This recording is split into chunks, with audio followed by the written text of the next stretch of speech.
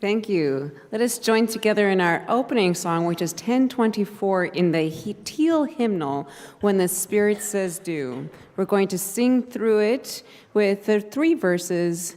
Tell us again the words. Do, sing, and do.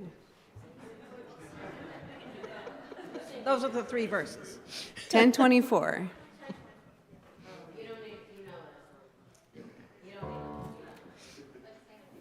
It's okay.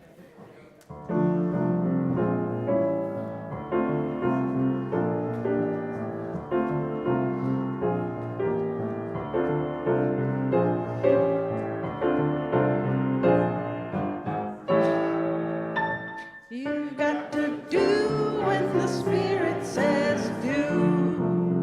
You got to do when the Spirit says do. When the Spirit says do, you got to do. Oh Lord, you got to do when the Spirit says do. Spirit says do. Spirit says do. Spirit says do, Spirit says do, Spirit says do, Spirit says do. You got to sing when the Spirit says sing. You got to sing when the Spirit says sing. When the Spirit says sing, you got to sing. You got to sing when the Spirit says sing. Spirit says sing. Spirit says sing. Spirit says sing. Spirit says sing. Spirit says sing. Spirit says sing. You got to do when the Spirit says do. You got to do when the Spirit says do. When the Spirit says do, you got to do. Oh Lord, you got to do when the Spirit says do. Spirit says do. Spirit says do. Spirit says do. Spirit says do. Spirit says do. Spirit says do. Spirit says do.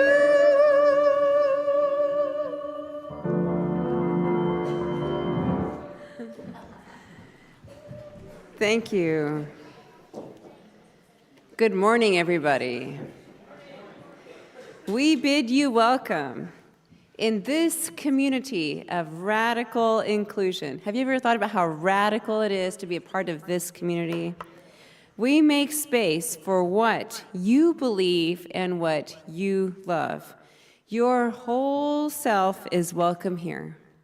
In this community of open-hearted inclusion for all people, we do not expect you to think a certain way or restrict yourself to one set of beliefs. Clearly we don't, if you can look at our banners. We only ask that you try to live a kindly, helpful life with the dignity proper to a human being. Welcome all who believe that religion is wider than any one sect and deeper than a particular set of opinions. Welcome all who might find in our friendship strength and encouragement for daily living. We are so grateful you are here. I am the Reverend Carrie Madrone, and I am serving as your service leader today so we could make space for other speakers. My pronouns are she and hers. Thank you for spending your Sunday morning with us, whether enjoying the service in person or watching online. Some of you have told me about your times of watching online, have even sent me pictures of you watching online, which I think is pretty cool. We are so fortunate to have guest speakers Anthony Dondero and Catherine Kazelian here today. We also welcome our returning musician, Christina Dragon, here today as well, so thank you. I'd like to extend a special welcome to any visitors. After this service, we invite you to stay for coffee and conversation downstairs in our reception hall. And now, please take a moment to silence your phones or any devices you have, but we encourage you to feel free to share that you are here and what a wonderful experience you're having this morning. Now, buckle up because we have a few announcements because this is a happening place, right? So please join Save the World this evening at 7 p.m. in Adams Hall to watch and discuss the movie The Deciders, a film about how to address the wealth and money issues underlying so many of our country's problems. Please be here tonight. Treats on the Trail is next week. This is our annual event where we invite the people in to come explore our wonderful woods. We still need help managing games and crafts in the parking lot during the event. Please park in the lot next door if you can next Sunday. If you're somebody, like when you come for the service, please park across that way so that we have lots of space for people. If you have questions, please see Becca Seaton for more information. There is Becca in the back. Becca is our organizer extraordinaire for this event, so thank you for Becca. This Wednesday, October 23rd at 7 in the Marge Brown Room is the Circle of Conscious Evolution. This discussion is focused on learning about meditation. Everybody is welcome. This Saturday, a brand new thing we're starting is a workshop called Starting Point. It's for people who have been a part of this congregation for like the last 5 years or less, who would like to know more in depth on what is the history of Unitarian Universalism, how do we actually practice our faith here, and how can they get better connected. There was a link about it in the last 2 e-blasts that has sign-up information. If you didn't receive that, please come talk to me. I would really love for you to be a part of that. The choir is going to be performing. This is a brand new thing where they're going to be performing at Fox Run, a senior living center, on November 7th. It's Thursday, November 7th. And we, the whole congregation, is invited to go watch them, and let's come support them in this endeavor where they are sharing the joy of music. Again, there's a link in the e-blast to please sign up so that we can know like how many people to plan for. Yeah, it's a beautiful location. We just need to know how many people are coming. Next Sunday is our what we call our All Souls Day, where we honor those who have passed and we honor our grief on losses. Our kids will have a costume parade as part of our service, so we're excited about that. So we have that. Well, in our service, we're honoring losses, and then afterwards is the Treats on the Trail. Lots of things going on. But if you are somebody who has experienced a loss of a friend, family member, somebody you're close to, maybe someone you're not, that you want to honor, we're going to have a table up here as an altar for bringing up pictures and memories, things that you want to share and to honor that person's passing. So remember to do that, and we'll also have it in the e-blast, of course. So let's all take all of that energy in and bring our focus now to our chalice lighting. Argo, our brand new, our coordinator, who I'm going to introduce you to in a minute, is going to light our chalice. Come into this place of peace and let its silence heal your spirit. Come into this place of memory and let its history warm your soul. Come into this place of prophecy and power, and let its vision change your heart. As we light this chalice, may we hold a place of peace, memory, and power within our hearts. Let us rejoice in this sacred time together. Please join me in reciting our UUCF mission statement, which is in the order of service. We seek answers everywhere, include everyone, and live with compassion. This morning, I am so excited. I can barely stand it. I am so excited to introduce you to our brand new religious education coordinator, Argo Kramer. Argo, would you come up?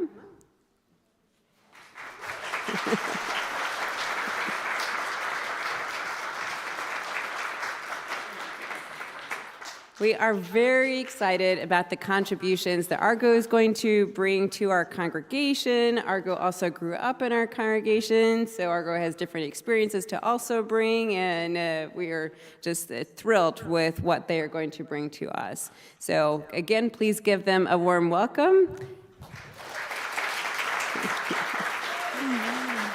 And we are going to have a welcome reception downstairs after the service, so please stick around for that and come introduce yourself to Argo. Please wear your name tag, and please have lots of grace because it takes a long time to remember names. So Argo is going to share a book with the Message for All Ages, and as a reminder, once that time is over, that we will sing number 414 as we leave this friendly place. And if you are sitting in a row with one of our rainbow arches, we'll ask you to stand and lift that up. So, Argo.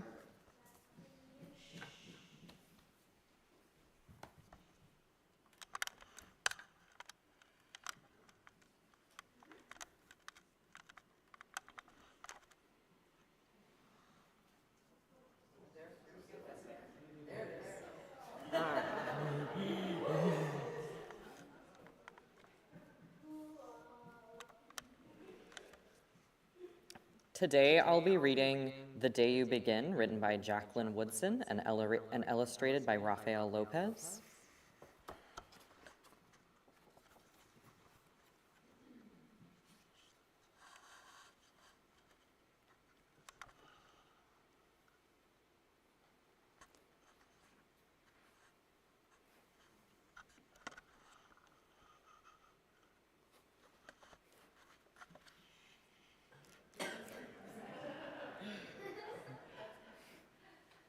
Okay. There will be times when you walk into a room and no one there is quite like you. Maybe it will be your skin, your clothes, or the curl of your hair. There will be times when no one understands the way the words curl from your mouth, the beautiful language of the country you left behind. My name is Rigoberto. We just moved here from Venezuela. And because they don't understand, the classroom will fill with laughter until the teacher quiets everyone. Rigoberto from Venezuela, your teacher says, so soft and beautifully that your name and homeland sound like flowers blooming, the first bright noises of a song. There will be times when the words don't come. Your own voice, once huge, now smaller, when the teacher asks, what did you do last summer? Tell the class your story. We went to France, Shyla says. These shells came from a beach in Maine. A boy named Jonathan holds out a jar filled with tiny shells so fragile they look like they'll turn to dust in your own untraveled hands. My whole family went to India, Spain, South Carolina, each souvenir a small triumph of a journey, their travels going on and on. And as you stand in front of that room, you can only remember how the heat waved as it lifted off the curb, and your days spent at home caring for your little sister, who made you laugh out loud and hugged you hard at nap time. You can only remember the books you kept on reading long after she had fallen asleep, and in that room where no one else is quite like you, you'll look down at your own empty hands and wonder, what good is this when other students were flying and sailing and going somewhere? There will be times when the lunch your mother packed for you is too strange or unfamiliar for the others to love as you do. When even your own friend Nadia will wrinkle her nose and say, "What's in there anyway?" And you'll wonder how she doesn't see the rice between the meat and the kimchi. You'll wonder why she doesn't remember rice is the most popular food in the world. There will be times when the climbing bars are too high, the run is too fast and far, the game isn't one you can ever really play. I don't want him on our team. You can watch. Maybe you can have a turn later. There will be times when the world feels like a place that you're standing all the way outside of. And all that stands beside you is your own brave self, steady as steel and ready, even though you don't yet know what you're ready for. There will be times when you walk into a room and no one there is quite like you until the day you begin to share your stories. My name is Angelina, and I spent the whole summer with my little sister, you tell the class, your voice stronger than it was a minute ago, reading books and telling stories, and even though we were right on our block, it was like we got to go everywhere. Your name's like my sister, Rigoberto says. Her name's Angelina too. And all at once, in the room where no one else is quite like you, the world opens itself up a little wider to make some space for you. This is the day you begin, to find the places inside, your laughter and your lunches, your books, your travel, your stories, where every new friend has something a little like you and something else so fabulously not quite like you at all. All right, children, we may rise and head on over to class.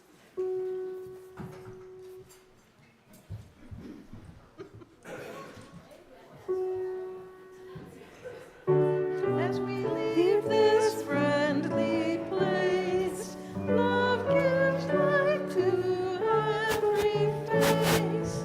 May the kindness which we learned light our hearts till we return. As we leave this friendly place, love gives light to every face. May the kindness which we learn light our hearts till we return.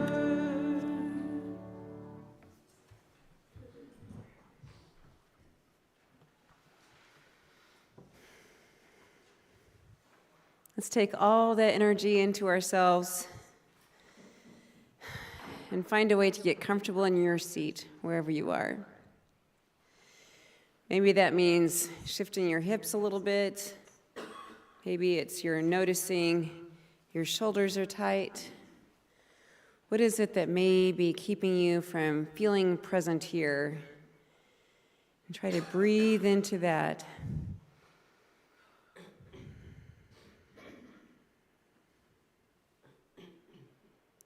And let that go. Notice where you're holding worry.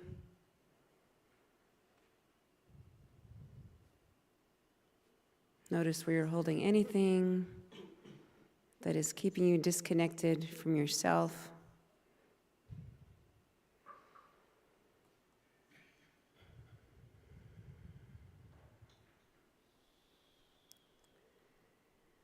Let's take another deep breath together.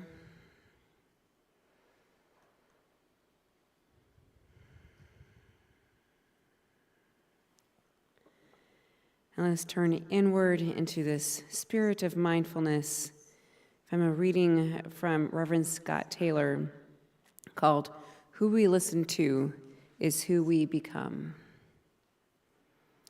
Let's think on these words. Sometimes the world outside can be so loud, making it hard to hear those voices we once knew so well, voices that once knew us so well. And so to listen, we turn to listen for the echoes of memories that make us whole, the pain of others that reawakens our hearts, and the beauty of this wildly generous world that wants us back.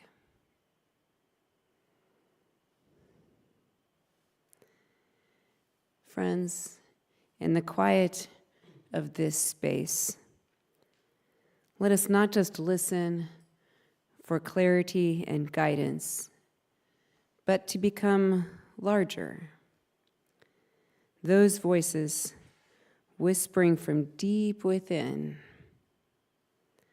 are not just calling us home, they are home. We don't have conversations. We are our conversations. We just remember. We who listen to is who we become.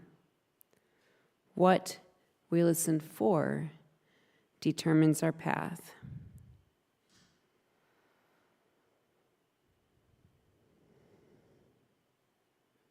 Yes, sometimes the world outside can be so loud.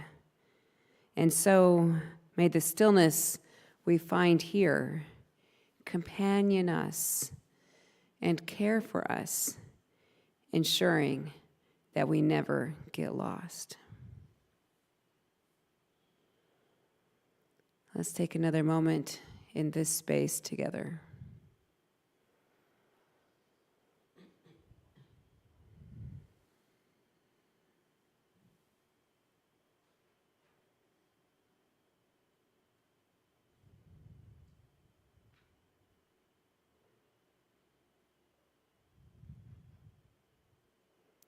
So may it be. Amen. Please remain seated for our meditation song this month in our gray hymnal, number 112, Do You Hear? Do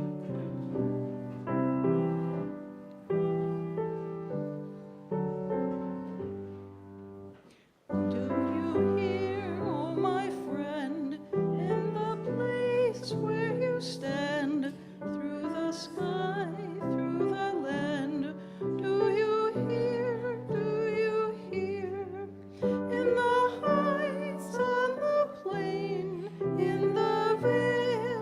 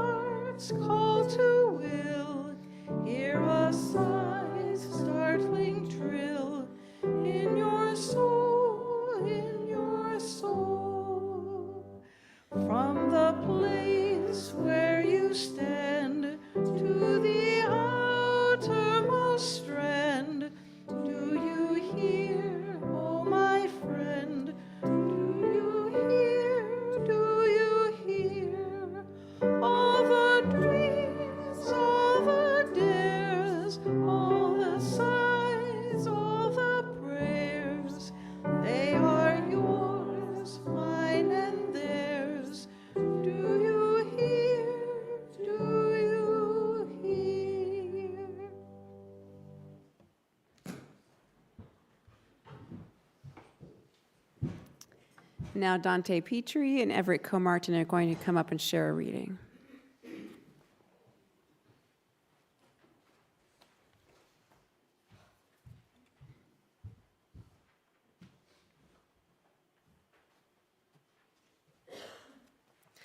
Unitarian Universalists passed resolution expressing religious belief. Embracing transgender, non-binary, intersex, and gender-diverse people is a fundamental expression of UU religious values. July 18th, 2024. At the General Assembly, GA, meeting in June, an overwhelming majority, 92%, of Unitarian Universalists, UUs, voted to approve a business resolution offered by the Unitarian Universalist Association's UUA Board of Trustees entitled Embracing Transgender, Non-Binary, Intersex, and Gender-Diverse People is a Fundamental Expression of UU Religious Values. GA is the annual gathering of UUs where the association conducts businesses, gathers in community, learns, and worships together, and seeks clarity on the association's mission, values, and principles.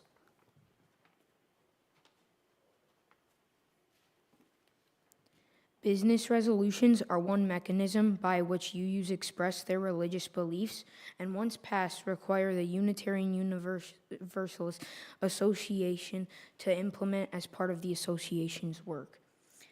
The passage of this resolution solidifies and strengthens UUA's ministry with the transgender, non-binary, and intersex members of UU communities. Many of these commitments and programs are amplified in the resolution's recommended actions. The resolution recognizes a key tenet of the free exercise of religion is to be able to live one's life authentically.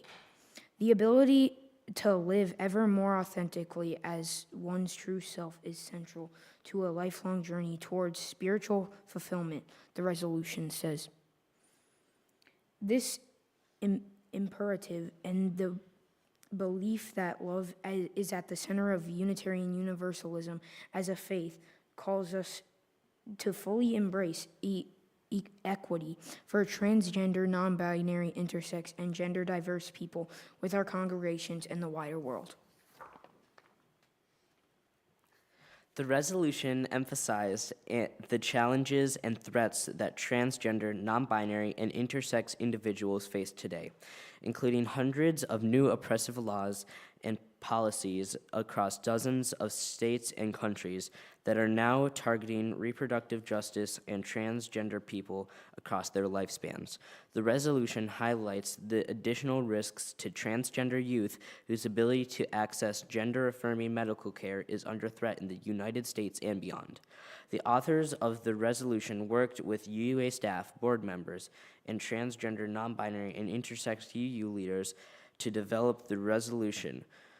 The text outlines the history of UUs in advocating for equity for lesbian, gay, bisexual, transgender, queer, and intersex LGBTQIA people, gender equity and reproductive justice, and the denomination's record of recognizing the intersectional nature of oppression and pushing back against it. In addition to articulating theological reasons for supporting the rights of transgender, non-binary, and intersex people, the resolution also enumerates ways that UUs can actively work to further this goal.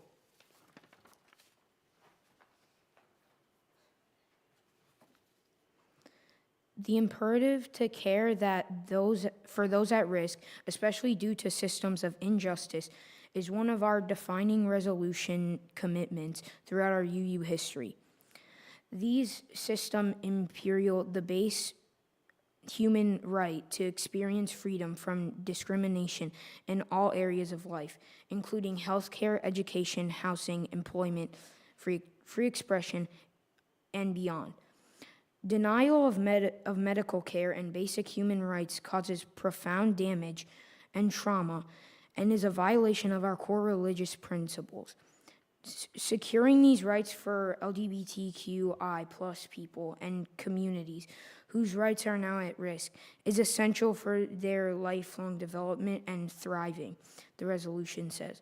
Our religious tradition is a living one, and today we collectively declare that our covenant inescapably blinds us to affirmation and protection of our transgender and intersex members and kindred in faith and in practice.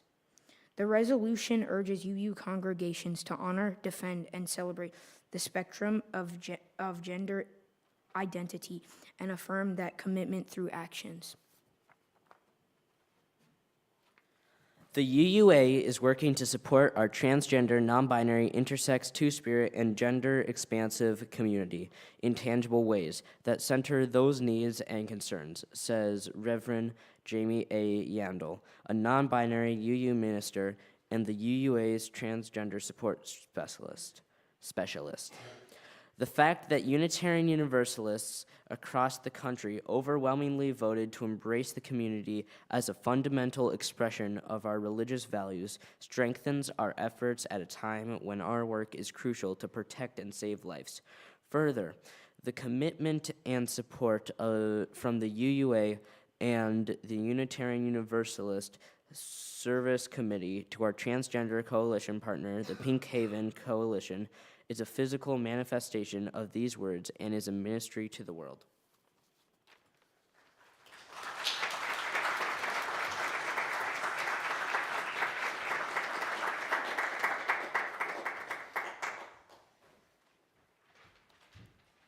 Thank you to Everett and Dante, and I especially wanted to make sure you all know about this business resolution because it gives the Unitarian Universalist Association the ability to file amicus briefs on our part and to make legal statements that say this is our religious belief. This is our religious belief. We stand on this, and it gives us the ability to do that. So without further ado, we'd like to hear from our speakers.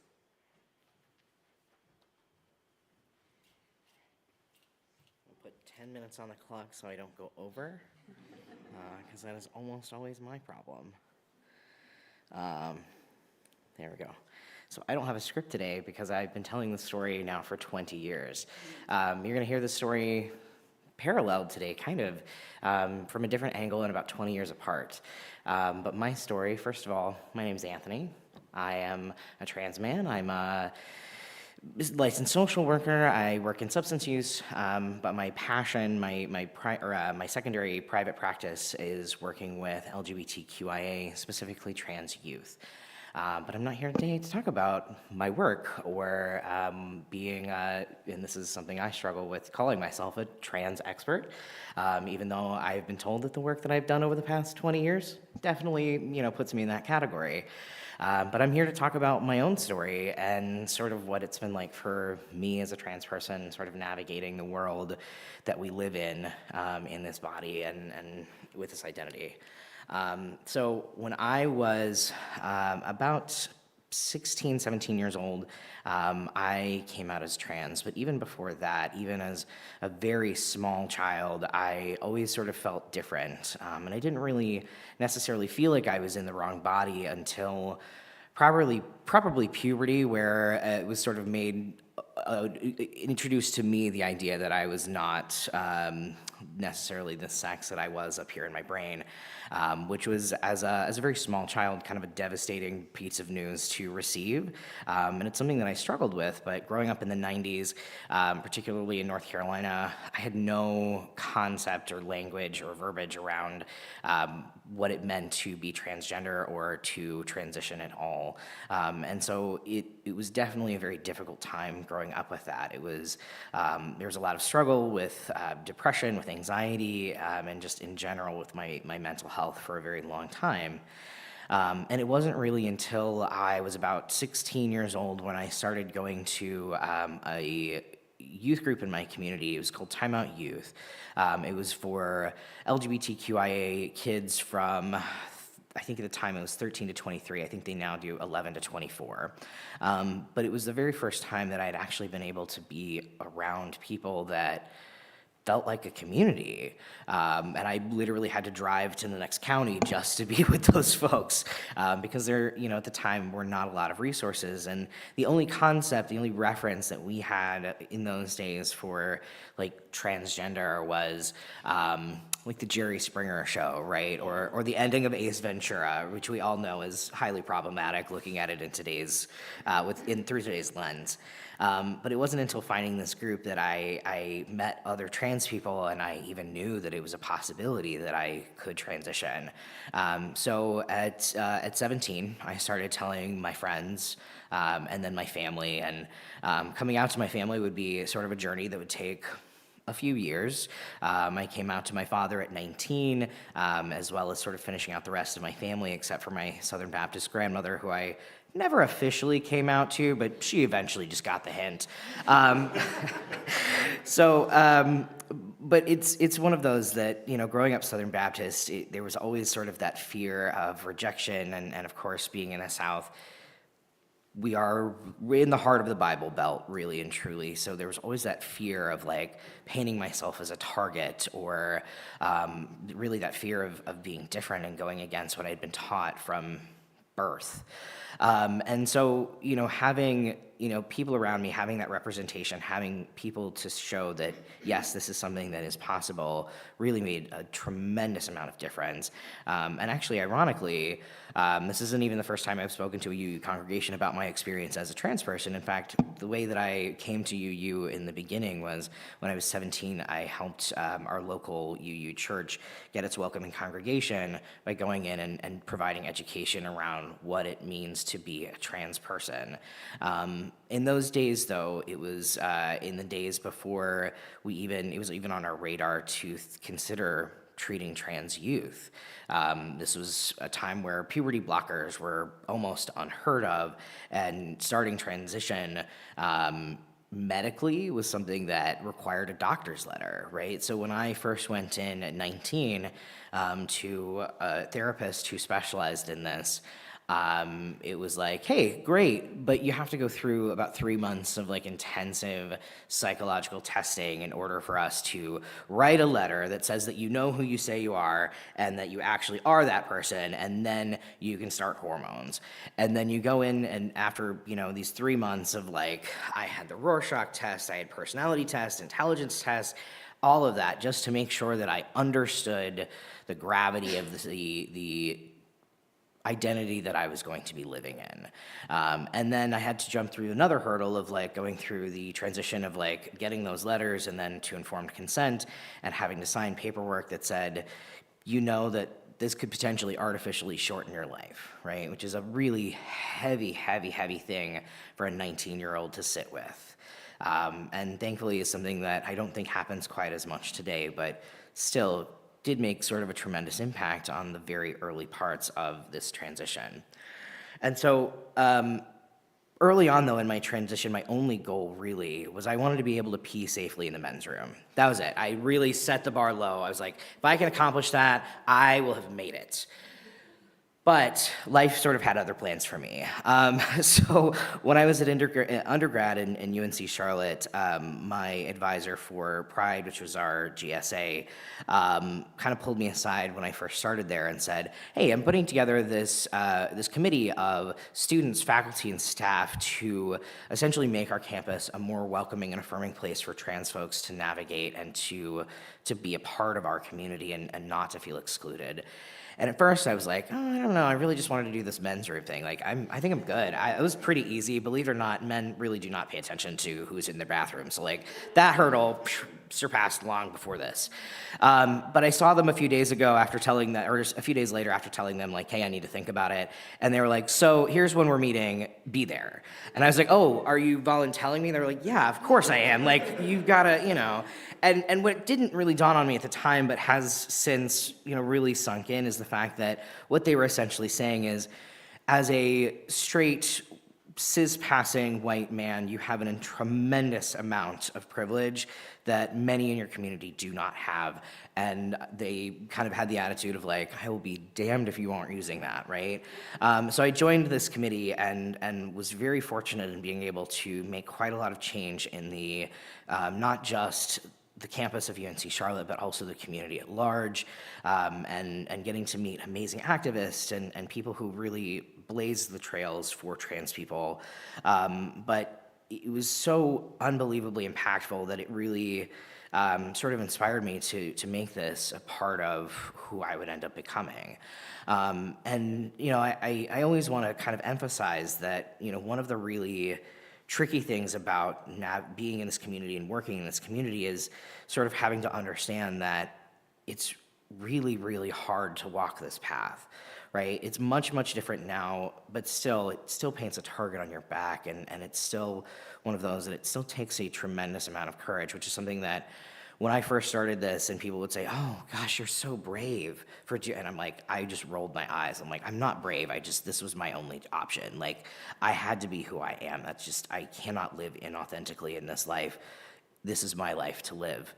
And, you know, so after starting Hormones and sort of, you know, being a part of this committee, I ended up helping a lot of my friends transition. I have given countless friends of mine their very first tee shot, or talked them through coming out to their family, or how to navigate telling their professors, or, you know, creating a policy on campus so that students could use a preferred name and pronouns rather than having to wait for the arduous process of legally getting it changed, right? And it's one of those that it has not come without its price, certainly. Like, I've lost friends, unfortunately, to being rejected by family, and that's something that, you know, is always something that I will live with and think about every day. My friends who never got to see that it does get better, and that in the 20 years that I've been doing this, it is night and day different from when I started this process. I now treat young trans men in particular, and I've had a few who are still in high school who have been able to, thankfully, because of their parents and their initiative in believing their children, been able to start Hormones and start that process. And I've gotten to see them sort of become confident in themselves and start to really be confident in their own bodies. And for me, that has been one of the most immense pleasures of this journey, is really getting to kind of turn around and give a hand up to the next generation. But, you know, one of the things that I think personally has been the most gratifying and the most heartwarming is just seeing in general the attitudes around trans people, and not just in the UU Church, right? Like, across the board, there have been so many more people who've come out in support, and so many people who have come out to say, you know, we embrace you and we support you and we see you as who you are. And I think more than anything, that has had the largest impact on who I've become and who I choose to still be, living as an out and proud trans man, because certainly I bear no ill will toward my brothers and sisters who choose to live stealth. In fact, I really admire that, because I know that kind of can be a really difficult situation in another way, of having to hear sometimes people say really terrible things about trans people in front of you, not having any idea that they are in the presence of a trans person.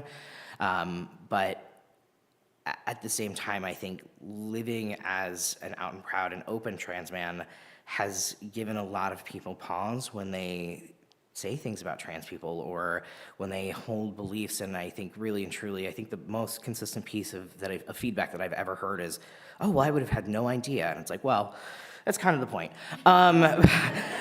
But being who you are and sort of being openly who you are is something that, you know, I always encourage, not just, you know, in my own life, but also in the lives of the people that I work with, because really and truly the only way that we can work through the stigma of what we have, what we face, and the attacks that we have come under, is to show the world that we're just people. We're just human beings who are trying to do our best and trying to lead with love, and that is what we are trying to put forward. But with that, I'm over my time, as I knew I would be, so I'm going to hand it over to Katie. Thank you all.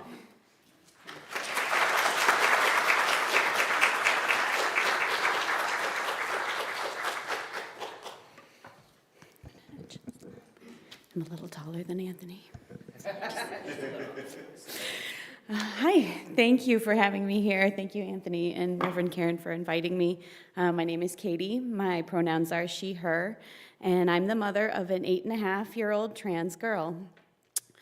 I first had an inkling about her 6 years ago when she was just 2.5 years old. We were at my daughter's best friend's house, and her best friend is a girl. They're still best friends. And her mom had brought out a poofy skirt for her best friend to dress up in. My daughter's eyes lit up at that skirt, and she wanted one to dress up in too. And luckily, her bestie's mom had another one for her. So this is how it started, with clothes. My mother-in-law buys all of our kids' clothes, and for the next couple of years, my daughter requested more pink, rainbows, and sparkles, until my mother-in-law had exhausted the boys' section of the stores. And to be honest, I was surprised that she could find anything in that section that met that criteria. She found like sparkly dinosaurs, and it was incredible. But finally, at age 4.5, we started looking in the girls' section. Something that my mother-in-law was resistant to at first, but eventually came around to. All of her grandparents and family are very affirming of her, and we're very lucky for that. I know that's not every experience. But every time my daughter put on girls' clothes, she had that same sparkle in her eyes from when she first put on that poofy skirt. And that confidence and affirmation prompted me to seek out resources for her to help explain that maybe this was something about her identity. Anthony talked about how there was not really a lot in the 90s in the way of resources for children, but luckily today there are a lot more resources.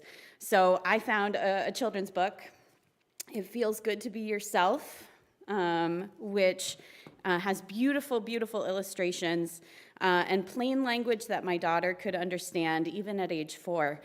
The book not only explains about transgender identities, but also about non-binary identities, and that was something that really resonated with her. She was able to tell us very easily, I feel like both a boy and a girl, but mostly I feel like a girl. And this is how she still describes herself today. She's on the very femme side of the non-binary spectrum, and for now is also comfortable being called a trans girl. So after seeing how positively she responded to the book, we stopped cutting her hair. She now has very, very long hair, and got her more girls' clothes, and she was content like this for a few months. We would revisit the book every once in a while, and one time after reading it, she latched on to the idea of new pronouns and a new name. In typical 4-year-old fashion, she thought that she should just name herself she, her, killing 2 birds with 1 stone. She tried that for about a day before giving it up. But for a few weeks after that, she tried out lots of different names, and most of them only lasted about a day or 2.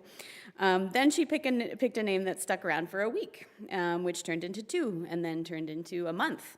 And by then, it was her 5th birthday, and we had to change the birthday decor and presents to reflect her new name. And this is the name that she still has today. I'm not going to say that out of respect for her privacy, but we legally changed her name at age 6 after living with it for about 2 years. And if you ever meet her, it'll be easy for you to see how well her chosen name suits her. But this is the one thing that I do struggle with, even coming here to tell you all my story. How out should I be about her as her parent? When she transitioned at age 5, we controlled who we told, including our friends and family who knew her pre-transition, as well as teachers and other adults who would be responsible for keeping her safe. If I had my way, she would be completely stealth. It's just safer, and I want to protect her. But I also don't want her to have to hide. I want her to be proud of who she is. She's told a few friends at school, and slowly she'll be making more decisions for herself about how out she wants to be. And I have to let go of that control of her safety. Sorry. I suppose that's a challenge that any parent faces as their kid grows up. One second, I know there's tissues back here. Sorry. So I asked her if it was okay to come here today to speak about her, and she said yes. But I think that's mostly because she doesn't see it as a big deal. It's just a part of who she is, along with being silly, athletic, and good at math. I have one more story to illustrate how real this is for my daughter, which is to compare her to her younger brother, who is now 5. About a year ago, I read him this same book, and even though he's quite a bookworm, he didn't really get this one. He kind of shrugged and just gave me a blank stare. It was clearly not my best choice for a bedtime story for him. He has also gotten big enough to fit into the costumes that my daughter coveted during her transition. But instead of his eyes sparkling in affirmation, he finds it hilarious that he's wearing a dress. To him, dresses are for girls, and they don't make him feel like himself, at least not right now. If that ever changes, we'll support him then too. And it makes me so glad that both of my children feel like they have the space to figure out exactly who they are. Thank you so much.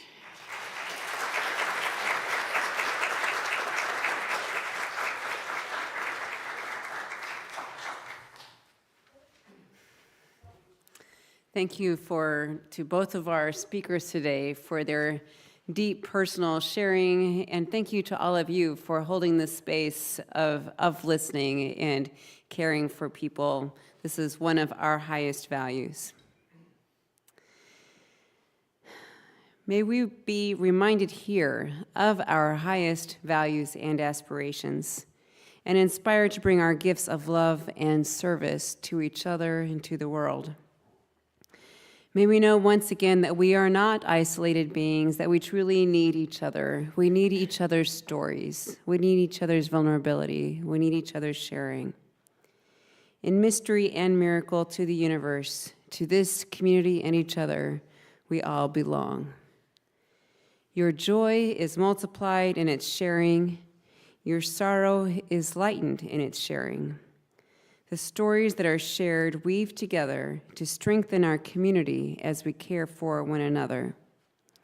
You are now welcome to come pick up a stone or stones from our table, infuse it or charge it with your joy or sorrow, and place it in the singing bowl, where its energy ripples out to be held by all of us.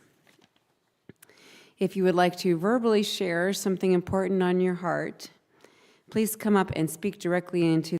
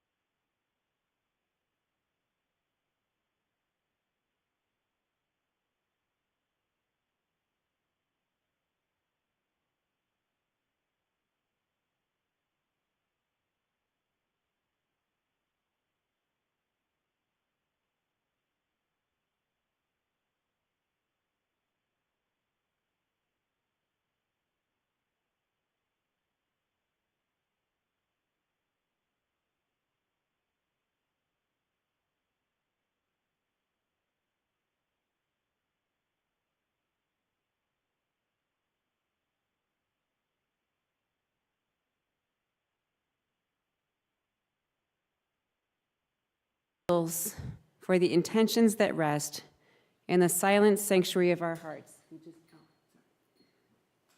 I asked him to do something without explaining. That is my problem. Yes. When you ask someone to do something, you have to share all of it. So we light these 3 candles for our intentions that rest in the silent sanctuary of our hearts. One for the joys, one for the sorrows, and for the strength of this gathered community that can support you and bring you peace. Now for our offering, To the work of this congregation, which is creating beloved community within and beyond our walls, we ask you to now participate in the blessing of giving as the ushers come among you to accept the gifts of this congregation. You may also give online via the QR code, which is on the back of your order of service. Thank you.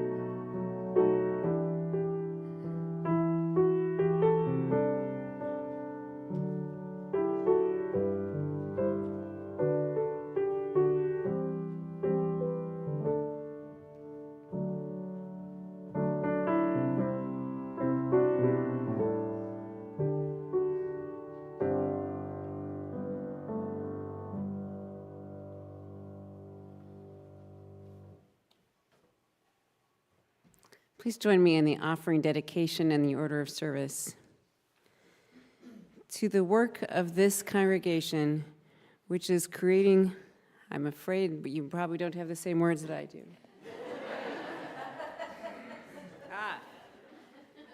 Yes, to the work of creating beloved community within and beyond these walls, we dedicate ourselves and our offerings.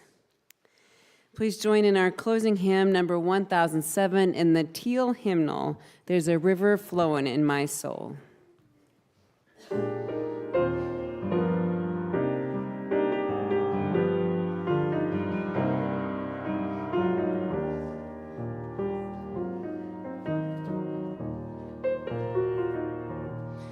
There's a river flowing in my soul. There's a river flowing in my soul, and it's telling me that I'm somebody. There's a river flowing in my soul.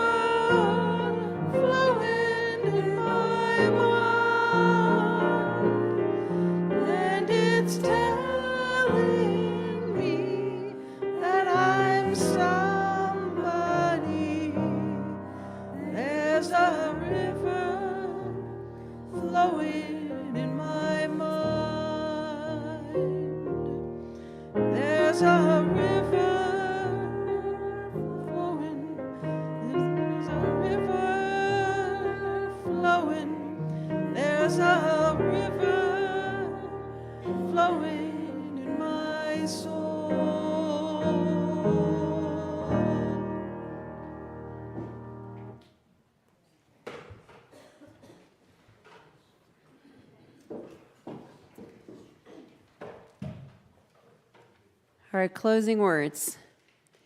Where hate rules, let us bring love. Where sorrow, joy.